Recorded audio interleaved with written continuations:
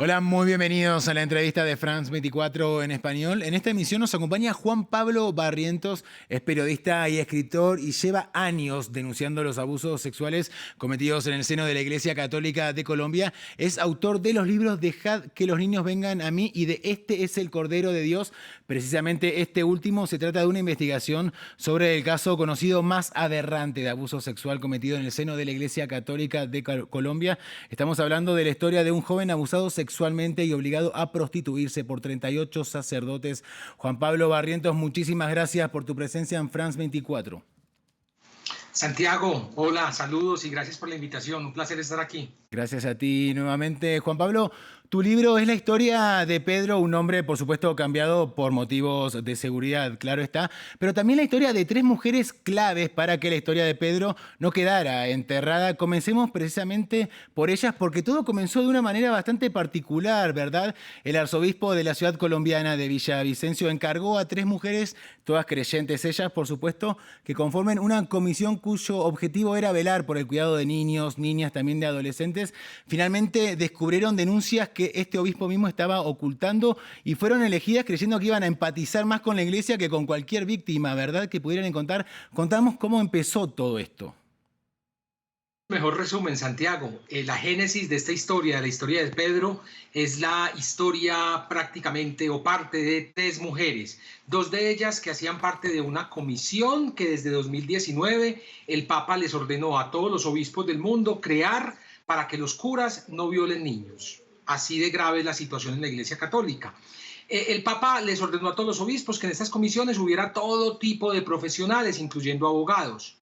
Entonces faltaban los dos abogados en Villavicencio y es cuando el arzobispo invita a dos mujeres jubiladas, devotas, de misa diaria, pero también madres de familia, dos mujeres que se desempeñaron en cargos estatales, que lo hicieron muy bien, que fueron disciplinadas, que fueron responsables y que Monseñor pensó que porque ellas iban simplemente a misa todos los días, iban a cohonestar todo lo que él estaba haciendo al encubrir a todos estos sacerdotes. Y se equivocó, pues cuando estas dos mujeres escuchan accidentalmente sobre la denuncia de Pedro, pues se enfrentan al arzobispo, se enfrentan a toda la jerarquía y le exigen al arzobispo que suspenda a esos sacerdotes y que lleve este caso también a la autoridad civil. La tercera mujer, que es Claudia Carrasquilla, asumió la defensa de Pedro en toda esta batalla que él tiene ahora con la iglesia y que tiene la Fiscalía General. Entonces es una historia trágica, la historia del abuso de este hombre, pero es una historia también esperanzadora y es la historia de tres mujeres creyentes que se enfrentaron a los más altas jerarcas colombianos. Absolutamente. Ahora, Juan Pablo, estas tres mujeres que han sido claves, ¿no? Fundamentales, y también tu investigación terminaron por sacar a la luz el caso conocido más aberrante de abusos sexuales cometidos en el seno de la Iglesia Católica colombiana, el de Pedro. Por supuesto, todo abuso, Juan, es aberrante, pero el caso de Pedro, en el que te centrás en el libro, tiene características que lo hacen particularmente escalofriante. ¿Podrías contarnos su historia, por favor? Es un hombre que no tiene familia, no tiene papá, no tiene mamá, no tiene a quién recurrir. Es un hombre que se crió prácticamente en las calles y se crió con la familia de su padrastro, que ni siquiera era su familia.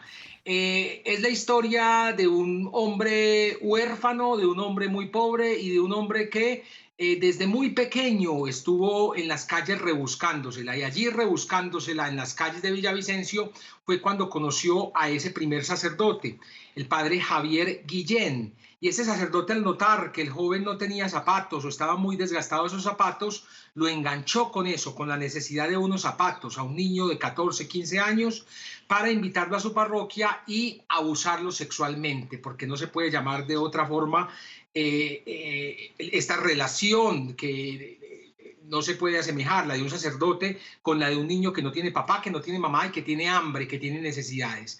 Ya luego, después de abusar los 5 o 6 meses, de aburrirse de Pedro y de conocer a otros menores de edad, se lo pasó a otro sacerdote, se lo rotó a otro sacerdote. Y así indujeron a Pedro a la prostitución. No solo lo abusaron sexualmente, lo indujeron a la prostitución estos 38 sacerdotes. Pues esta historia comienza cuando él tenía 14, 15 años, pero dura 20 años, cuando ya después Pedro dice, no más, no quiero ser víctima más de este abuso sexual, de esta red de prostitución, voy a denunciar porque esta no es la vida que yo me merezco. Y fue así cuando fue a la arquidiócesis a denunciar y por accidente, el día que estaba denunciando en la arquidiócesis, estas dos mujeres, Socorro y Olga, las dos heroínas de Villavicencio, pues estaban allí en la curia arzobispal y por accidente escuchan esta denuncia y se enfrentaron a la alta jerarquía de Villavicencio. Un caso aberrante que no sabemos qué va a ocurrir con él, no sabemos qué decisiones va a tomar la fiscalía. Lo que sí sabemos es que los sacerdotes, aunque están suspendidos, siguen devengando su salario por parte de la arquidiócesis, mientras Pedro está huyendo, escondiéndose de las amenazas. Juan Pablo, además de los abusos, denunciás lo que denominás el sistema de encubrimiento criminal, hablando de los traslados, ¿no?, de sacerdotes denunciados entre parroquias por distintas ciudades, las dificultades también para que las denuncias lleguen a las autoridades penales, a la justicia. ¿Cómo es ese entramado de impunidad que rodea a los pederastas, a los sacerdotes pederastas? Los sacerdotes pederastas y la iglesia en general, sobre todo en nuestros países, están blindados, Santiago, con algo que se llama el concordato, que fueron tratados internacionales que firmó el Estado Vaticano con muchos países. En estos momentos tiene concordatos con 19 países, 13 de ellos en América Latina. Y gracias a un artículo de ese concordato, el artículo segundo, pues la iglesia puede mantener algo que se llama el archivo secreto. Y yo creo que la discusión tiene que estar centrada ahí, en el archivo secreto. En Francia dicen que la discusión es el secreto de confesión. Yo la verdad no lo creo. Yo la verdad creo que es en los archivos secretos, que es donde reposan todas esas denuncias contra niños, contra sacerdotes por abusos sexuales a niños, niñas y adolescentes. Ahí es donde tienen que esculcar las autoridades eclesiásticas y las autoridades civiles. Es ahí a donde tienen que llegar. Infortunadamente, repito, por cuenta de estos concordatos, pues ellos protegen esos archivos y la autoridad civil no puede llegar a incautarlos, no puede llegar a hacer allanamientos, pero deberían hacerlo, porque estamos hablando de los crímenes más aberrantes, que son los crímenes que se cometen contra los niños, niñas y adolescentes. Entonces, olvidémonos que la discusión está en el secreto de confesión. La discusión está ahí, tiene que estar en los archivos secretos. Y eso, y porque ahí también, porque por la pobreza de la mayoría de víctimas, que es uno de los patrones, pues la gente sin abogados primero va a la curia, primero va donde el arzobispo a denunciar. Y al llegar allí a denunciar, pues ellos guardan esos archivos, tienen la posibilidad de manipular a la víctima con millonarias sumas y hacer que esta denuncia no llegue a la autoridad civil. Entonces tenemos que centrarnos en los archivos secretos. Allí está toda la columna vertebral del encubrimiento eclesial. Ahora, este recorrido no fue para nada simple ni lineal tampoco, ¿no? Hubo muchos obstáculos que quisieron interponer en lo que fue tu investigación, pero también tras la publicación del libro, ¿verdad? Tuviste que lograr, por ejemplo, y esto apunta a lo que hablabas recién, que la justicia obliga a la iglesia a entregar sus archivos sobre pederastia y te intentaron callar con demandas, con amenazas, también con recursos, ¿no?, presentados ante la justicia. Juan Pablo, ¿qué crees que provocan tus libros en la iglesia? Por supuesto, un rechazo allí, pero ¿qué provocan también en una sociedad tan católica como la colombiana? Pues yo creo que mucha rabia. La gente tiene rabia, la gente está abriendo los ojos, la gente si bien quiere a la iglesia, y esto no es un ataque a la iglesia, porque así yo lo he dicho siempre, esto es una investigación periodística que busca denunciar a criminales que se esconden detrás de una sotana y que se esconden en una institución que es muy poderosa.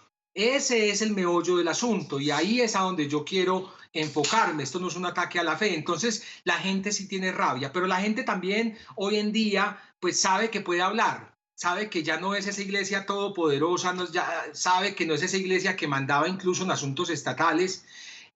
Sabe que es esa iglesia que se puede cuestionar, sabe que es esa iglesia que también se puede denunciar penalmente, sabe que los sacerdotes y los obispos y arzobispos pues no están por encima de la ley, nadie está por encima de la ley y ellos antes de curas pues son ciudadanos colombianos y tienen que someterse al ordenamiento jurídico colombiano. Por ende, un sacerdote y un obispo, si cometen un delito, tienen que ir ante un fiscal y ante un juez, no estar escondidos debajo de la sotana del Papa o debajo de la sotana de los cardenales, que es lo que actualmente ocurre.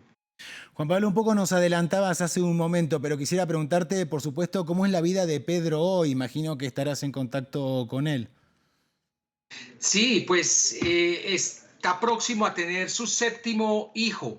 Tiene siete hijos con 3 mujeres diferentes. Yo incluso lo cuento en el libro, porque pues estamos hablando también de que es un hombre heterosexual al que indujeron a la prostitución estos sacerdotes, pero con algo que él ni siquiera disfrutaba o le gustaba. La necesidad y muchos otros factores hicieron que él pues deambulara de parroquia en parroquia por 20 años.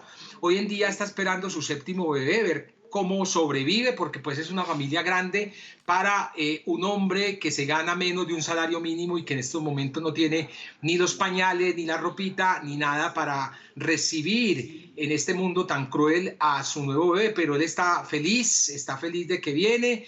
Él ha cambiado su vida, él después de que denunció, pues también está enfocado en su matrimonio, está enfocado en su esposa, está enfocado en sus hijos, está enfocado en reconstruir aquello que le quitaron o que le destruyeron en estos 20 años. Entonces, ahí va, es un hombre muy adolorido porque pues lo que vivió fue una tragedia, pero a la vez también muy valiente porque pudo haberse quedado callado, pudo haberse ido lejos y no haber dicho nada, pero lo que hizo fue: voy a denunciar porque esto no puede seguir pasando, porque esto no le puede pasar a otros niños, niñas y adolescentes.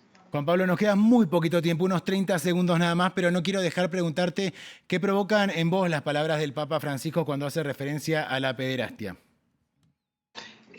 Yo creo que el Papa tiene muy buenas intenciones, pero aún le falta algo que aquí en Colombia llamamos el perrenque. El perrenque es esa voluntad verdadera para erradicar la pederastia, para exigirles a todos estos obispos encubridores que saquen de sus filas a estos hombres que están cometiendo delitos. Yo creo que él es muy bueno para dar muy buenos titulares y para vender humo, y aunque tiene buenas intenciones, pues esa voluntad todavía no la vemos, porque al final el Papa lo que va a defender es esa institución que él representa, que él encabeza y que él dirige.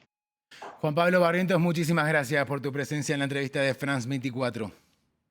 No, Santiago, a vos, encantado, muchas gracias, un honor estar aquí. Gracias a ti nuevamente y a nuestra audiencia, como siempre, le invitamos a continuar informándose en el resto de nuestra programación y en france24.com. Sigan con nosotros.